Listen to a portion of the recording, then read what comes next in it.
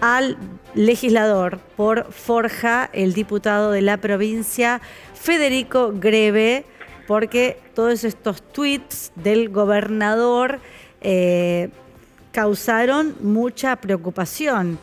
¿Es real? ¿Es materia de cambio? ¿Es moneda de cambio el subrégimen en esta negociación entre el fondo y el gobierno de Milei? De eso vamos a hablar con Federico. ¿Qué tal? Muy buenas noches, legislador. Buenas noches, un saludo a ustedes. Bueno, ¿qué hay de cierto en esto, legislador, no? En esta negociación que quiere eliminar la 19640.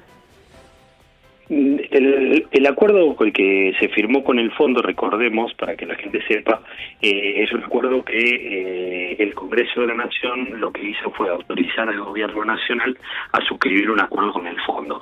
Los pormenores de ese acuerdo no se supieron hasta el día de ayer. En el día de ayer pudimos acceder al documento que se firma con la Nación, y en el punto 7 de ese documento claramente habla el acuerdo que hace el gobierno nacional con el FMI, que tiene que ver con el subrégimen en el apartado de los impuestos. Hace, digamos, una mención expresa de que incluso el régimen de la 19640, el régimen de la promoción de Tierra del Fuego, generan inequidades o desigualdades respecto desde el punto de vista tributario, ¿no? Como que cualquier exención, como nosotros bien sabemos y hace años, o quienes conocemos los acuerdos que se suscribieron a lo largo de la historia del FMI con otros gobiernos y demás, generalmente, es decir, el FMI tiene una postura bien clara respecto de las exenciones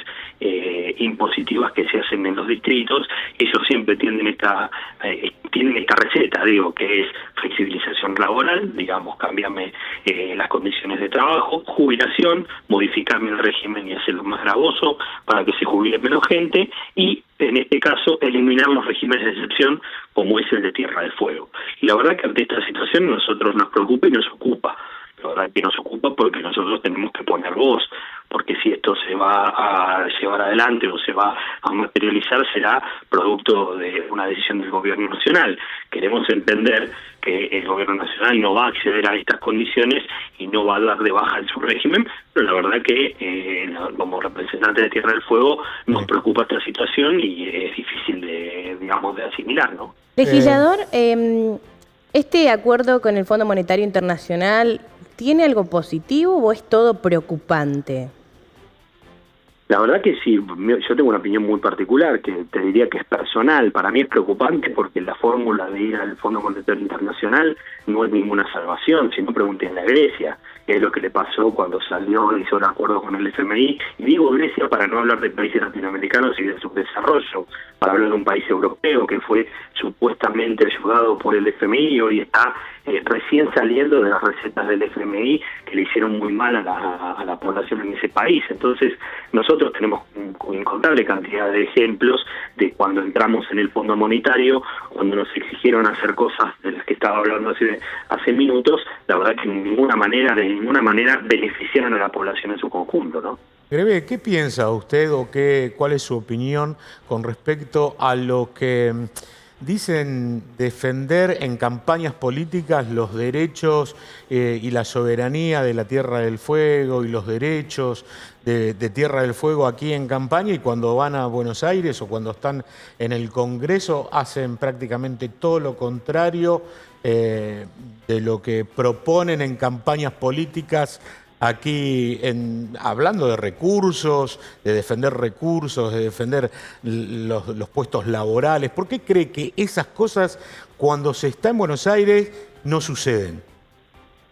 La verdad que deja mucho que desear alguna dirigencia política argentina, puntualmente de Tierra del Fuego, respecto a defender los intereses de los fueguinos, porque la realidad acá, y en este caso en concreto, uno tiene que dar nombre y apellido, los diputados de Milei que están en la provincia, que son Garramuño y Pauli, tendrán que dar explicaciones porque autorizaron, sin siquiera leer el acuerdo, supongo yo que lo tendrían en conocimiento, digamos, y autorizaron al gobierno nacional a firmar tal cláusula. Creo que yo, si me dan para leer eso, yo antes de firmarlo digo, che, yo los acompaño, pero esas 7, sacámela, porque la realidad es que me perjudica a toda la población, la gente que me votó, con lo cual esto es una consideración que podría haber sucedido si digamos el fondo del asunto lo hubiéramos tenido en conocimiento. La verdad que ya nos tienen acostumbrados estos diputados que van a un asado con el presidente de la nación recordándole los derechos a los jubilados y después quieren que la Tierra del Fuego se haga cargo, digamos, el gobierno de Tierra del Fuego se haga cargo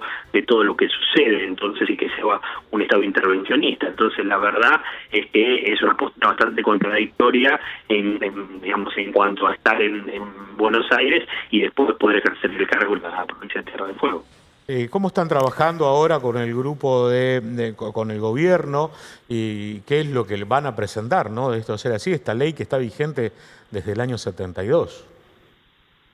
Sí, la verdad que tenemos que empezar a trabajar sobre esta situación, ver y empezar a unar voces. Me parece que acá la clave de todo esto es, bueno, qué opinan la Cámara de Comercio, qué opinan los sindicatos, qué opinamos todos en la Tierra del Fuego. Me parece que, y esto hay que destacarlo, que ustedes por ahí ya lo saben, pero el régimen de promoción que tiene o de exención impositiva que tiene la ciudad o la provincia de Córdoba respecto al régimen automotriz es muy parecido al de Tierra del Fuego. El problema es que es más fácil meterse con Tierra del Fuego, que tiene 200.000 habitantes, que meterse con Córdoba, que define elecciones.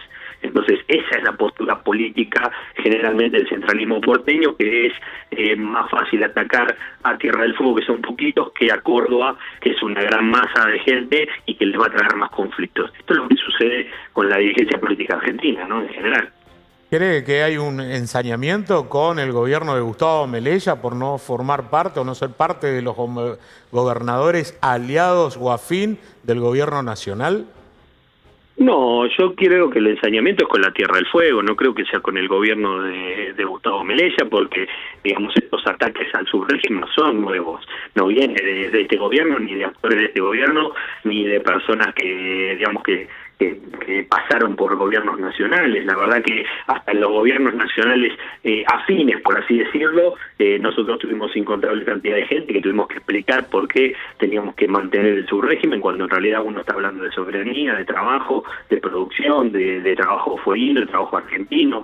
La verdad que explicar a veces ese tipo de cuestiones a gente que está en el gobierno nacional, que se supone que era de tu sintonía, y bueno, la verdad que trae problemas. Imagínate gente que no coincide ideológicamente con digamos, con tu forma de ver las cosas, ¿no? Legislador, ¿cómo ve el futuro económico provincial con este acuerdo a nivel nacional?